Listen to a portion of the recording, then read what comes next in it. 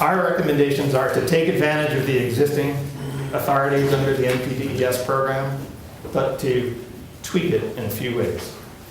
First, to require individual permits instead of general permits for industrial facilities in these zones of critical concern. To require DEP inspections of these facilities. To require additional permit conditions as necessary. And to make sure that DEP has the funding and staffing they need. To write good permits, to inspect them, and to enforce them.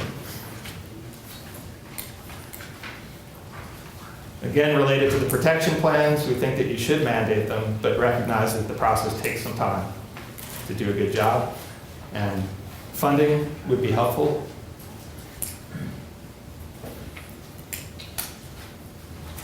And then finally, I mentioned that the state can develop state-specific protective standards for chemicals that we think are particularly important here in West Virginia, for which the federal government has not acted.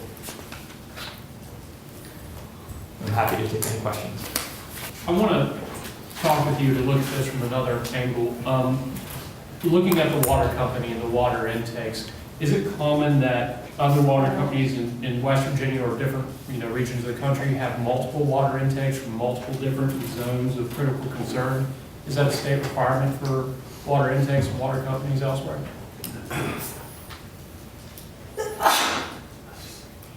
I don't have a complete answer to that question. Sure, but please, anything that you can answer.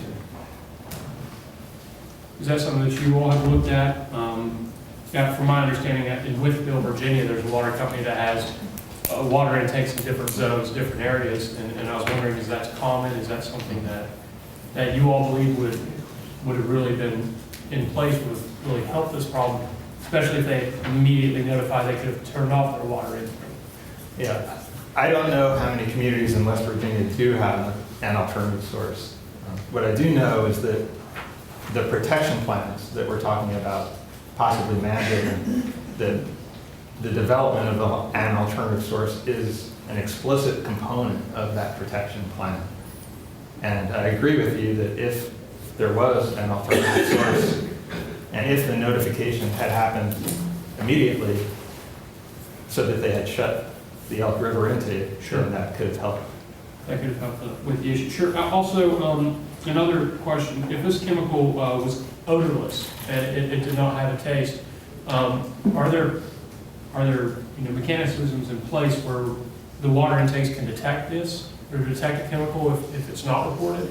Because that seems to be the concern of a lot of people in the Kanawha Valley, that the reason why this was figured out was because it did have an odor. If it did not, there's a lot of concern of citizens here that what would have happened, what would have been the case. Can you speak to that as to what we can do as a legislative body to ensure the protection of our citizens in case there is no odor in the chemical and in the water intake systems? Well, West Virginia American Water and all the public water systems across the state must test their water according to the Safe Drinking Water Act for a wide variety of contaminants. The specific contaminants that they test for and whether they're odorless or not would be a better question for West Virginia American Water than for me. I do share that concern that there are so many different chemicals and potential contaminants that are used in the state that I think it's important to ask that question. And finally, what's your knowledge of PPH, the other chemical that was found in the container?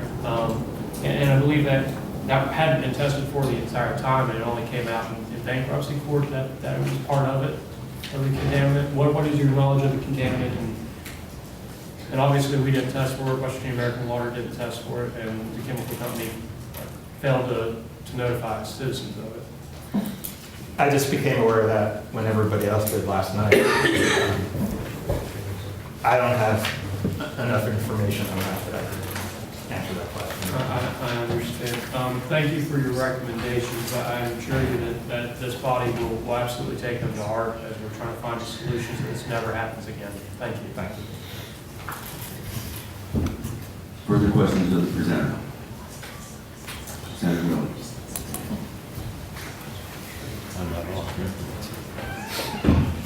There we go.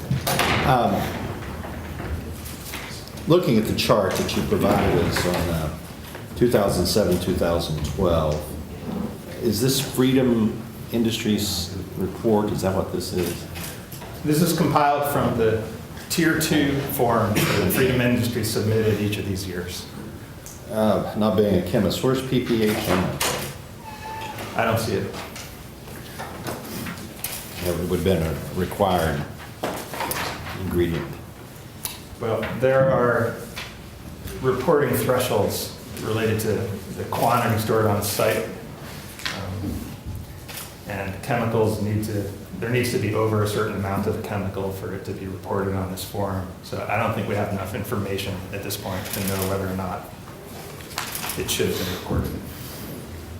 You made a couple of statements, and I'm just curious what you meant by those. I'm looking backwards rather than forward at the moment, if that's okay, Mr. Chairman. But you said we knew. Who knew? You mentioned that maybe you meant that in passing. We knew. Who knew? I guess. I was referring to the source water assessment report written in 2002 by the Bureau for Public Health for this water system. So when I say we, I mean, in a sense, state government knew because the state agency, Bureau for Public Health, had developed this report and concluded that the system was highly susceptible, that there were 51 potential significant contaminant sources in the zone of critical concern. I wasn't sure whether you knew as an organization or whether the state did.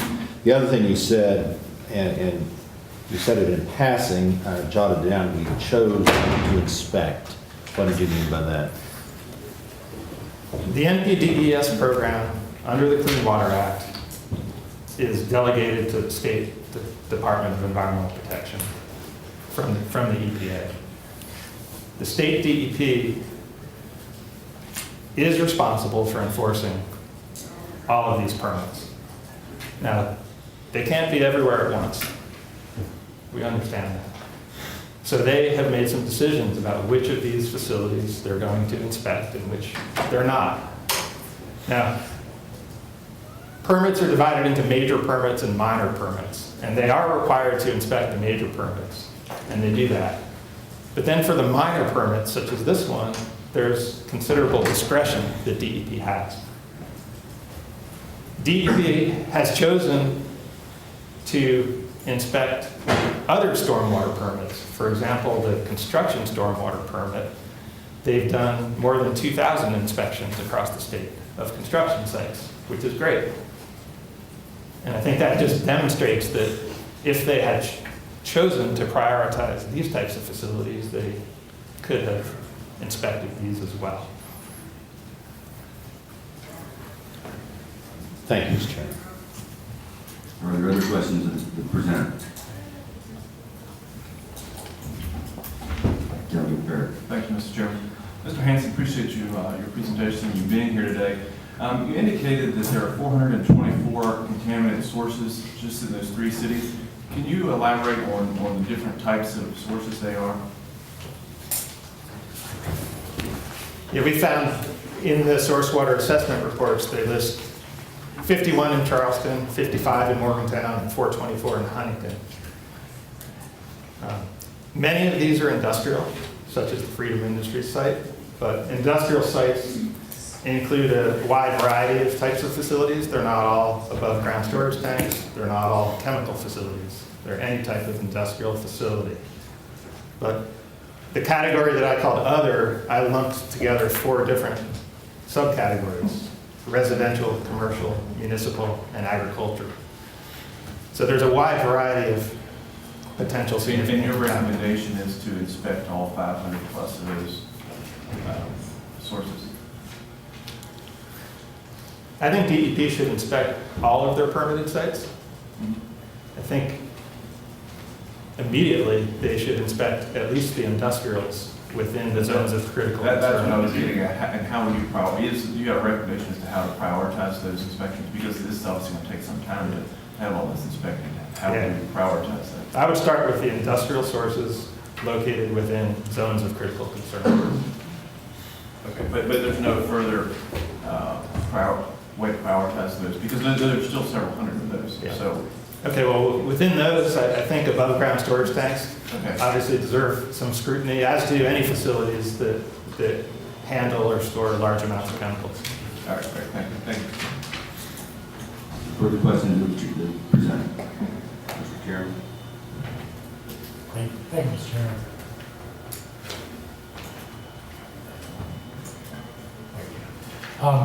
Mr. Hansen, just to follow with Delegate Barrett's question, in essence, it's your position that they should have been inspecting these facilities all along. Correct.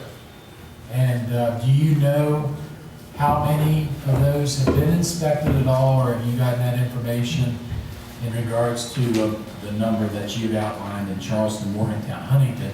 Those were just 3 municipalities you picked, but there's other, of course, municipalities and communities all over the state. But do you know how many of the ones that you've outlined that have been inspected at all, or do you have that information? I don't know. But your position is they should have been doing this all along. DEP should have, and they had the authority to go in and inspect these facilities all along. They absolutely have the authority all along, and the most basic tool available to the DEP to ensure that the permits are being followed is to inspect them. Okay. However, there's a lot of confusion, at least maybe on DEP's part, in the sense that they didn't think they had the authority to, or at least there's some statements that seem to lead to be that. So the zone of critical concern, those zones are primarily where? Are they around municipalities, primarily near intakes of major municipal water intakes and things like that? Is that correct? Yeah, the zone of critical concern is created for every public water system across the state. And it's the area in which, if a spill occurred, it would reach the intake quickly. For public water? Public water systems. So for public water systems that draw their water from a river, it's going to start at the intake and it's going to go upstream, and it's going to include tributaries of that stream for some distance. So of course, those are priority areas of protection, and probably also siting of different facilities, as well as the types of chemicals that may be stored along those areas that to be looked at very carefully. Is that correct? Correct. However, of course, there's a lot of other water, people's water all over the state that do not fall in the zone of critical concern. That would be your position that those waters ought to be protected as well. Is that correct? That's correct. And just limiting it only to zones of critical concern allows some people into the system, but many of West Virginians would probably be outside of that, would they not? Well, it would catch a majority of the citizens, those who draw their drinking water from public water supplies. But you're right, there are lots of people across the state with private wells. In regards to your recommendation, protection plans are not required, but are, I guess, suggested or encouraged. And that's why you're saying that maybe they weren't done because of the fact that they weren't required. It's your recommendation that we ought to require these protection plans to be put in place, and that, is that correct? I mean, right now that's a federal suggested aspect under the Clean Water Act. Correct, under the Safe Drinking Water Act. Safe Drinking Water Act. Yes. But you're suggesting that we make it mandatory or required so that everybody has a protection plan, and I guess also a response plan, that if there's a spill that would include in that plan. Is that right? That's right. Do you know of any in West Virginia that actually has protection plans in place, even though they weren't required, but they've done it anyhow? I don't know for sure. I have looked at the Bureau for Public Health website where they have posted all of the source water assessment reports.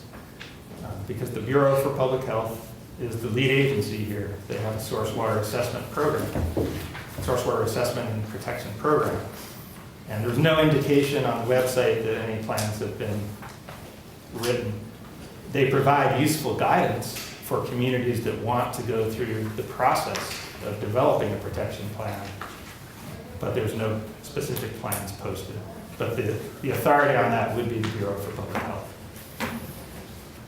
And as far as the chemicals, you had said, Senator Miller mentioned that we used the word "we," but you're referring to the state knew of the various chemicals that were in place, and you referred to the Bureau of Public Health, I guess, would have that information.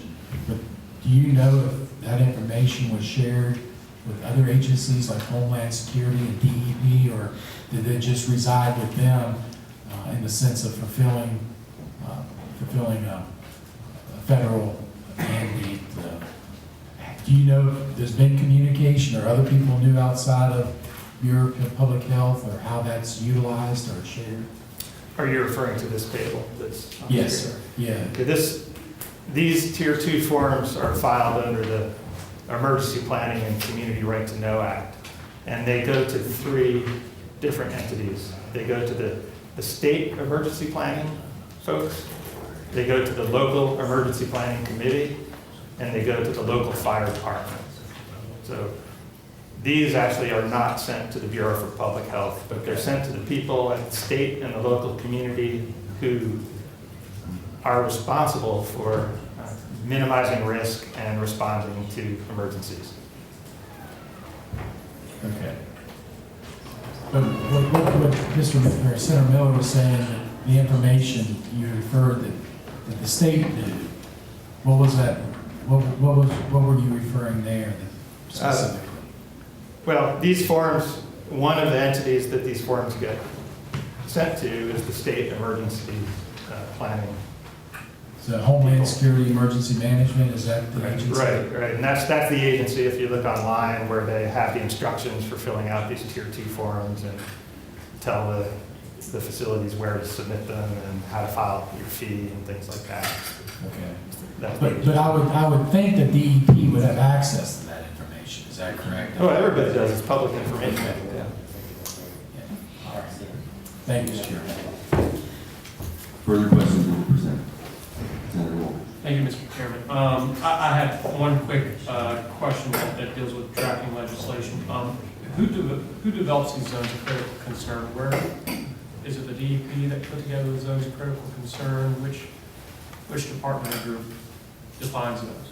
The Bureau for Public Health defined them within the source water assessment reports that they developed in the early 2000s. So the Bureau of Public Health is the one that puts together the zones of critical concern? That's right, they're the agency in charge. Do you know how many miles upstream it goes? No, I don't. No. Thank you. Thank you, Mr. Chairman. Thank you, Senator. We are running out of time. We'll keep one more question in from Senator Miller. And I'm sorry to ask another, but help my confusion. Mandate protection plans, one of your recommendations, mandate protection plans provide funding to write those protection plans. What are we talking about cost to write these protection plans? I think there would be a wide variety of costs depending on if it's a small public water system or a large one. So, for example, I mentioned there were 432 source water assessment reports posted online. There are some that are very small. For example, it could be for an individual Veterans Administration hospital. So those would be very cheap. You know, those could be just a small number of thousands of dollars, say. But if you want to do a good job for the 9-county area here, you know, for the Charleston's water system, it would be, you know, tens of thousands of dollars. Because it's not just a desk exercise. It's not just a question of mapping or things like that. There has to be a whole process to involve the community. So we do it for the whole state, we're talking about a considerable amount of money. It would be expensive. Thank you. All right, one quick question, and I'll recognize my co-chair for a motion. You had mentioned something earlier about the individual permit recommendations. Could you explain what these facilities are required to do under the existing permit process? Sure, it's a registration under a general permit. So that means that DEP has a pre-written general permit that applies to all industrial facilities that are covered under it. And that general permit was written in 2009, and it applies for 5 years. In order to be granted a registration under the general permit, the facility needs to develop 2 documents that are both very important. One is the Stormwater Pollution Prevention Plan, usually called the SWPPP, and the second is a Groundwater Protection Plan, the GPP. And those plans are submitted to DEP, and that's where the company explains how they're going to implement all the practices necessary to prevent pollution from flowing off the site, including steps they're going to take to prevent spills and respond to spills.